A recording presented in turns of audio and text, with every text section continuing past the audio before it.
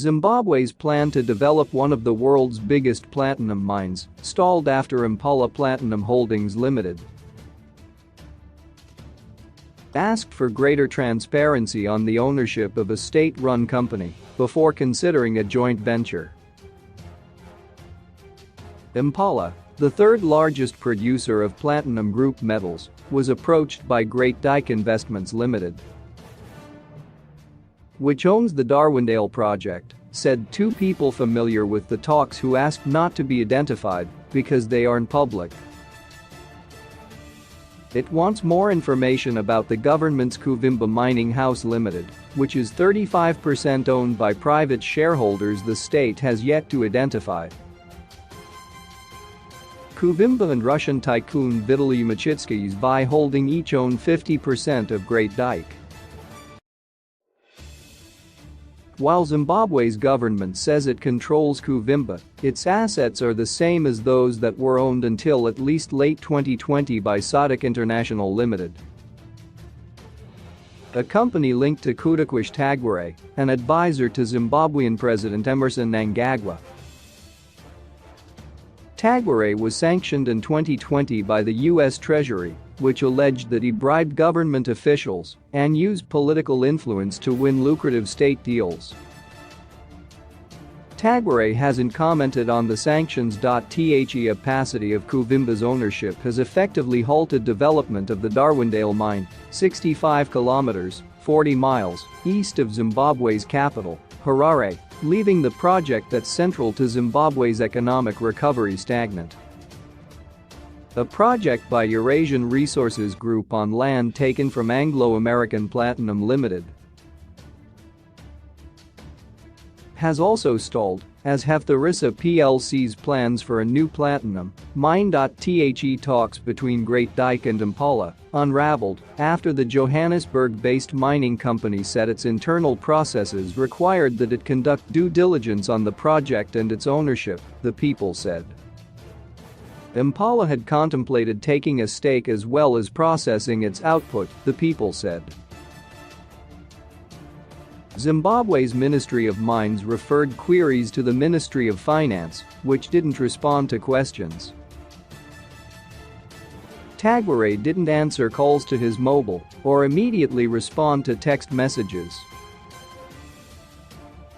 Impala declined to comment. Alex Ivanov, the chief executive officer of Great Dyke, didn't respond to a request for comment. Igor Hyger, Great Dyke's vice chairman, confirmed the receipt of questions and said he would respond. He has yet to do so. Simba Chinyemba, Kuvimba's CEO, said by email that the mine plan is being remodeled and an open pit, rather than underground mine, may be developed. While open pit mining is cheaper, one of the People said ultimately an underground mine would need to be dug to fully exploit the ore body, and a partner would be needed to process the ore. Chinyema said the start of construction would depend on the study and declined to comment on the talks with Impala or the identity of Kuvimba's shareholders. Great Dyke needs a partner to help fund the mine, which could ultimately cost $2 billion and potentially produce 860,000 ounces of platinum group metals annually and process its ore. It's been battling to raise $650 million to get the project underway, with initial production originally scheduled for next year, the People said.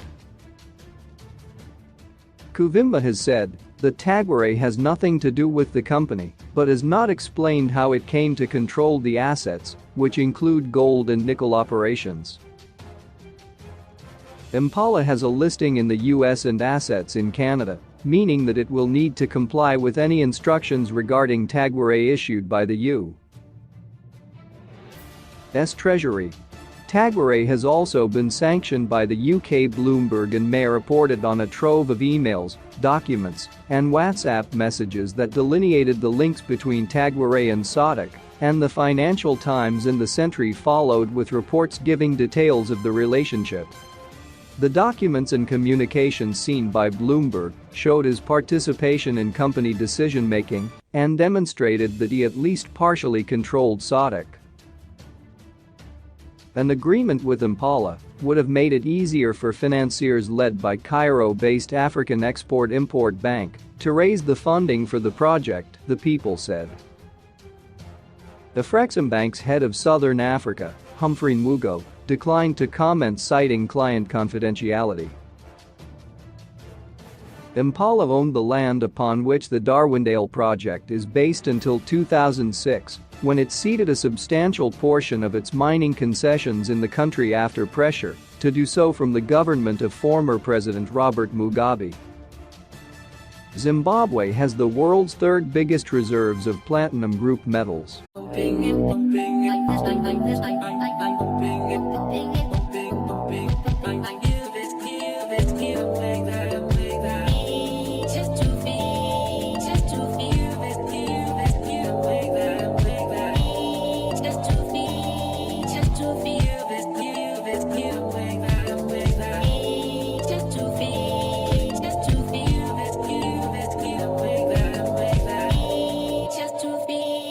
Just to be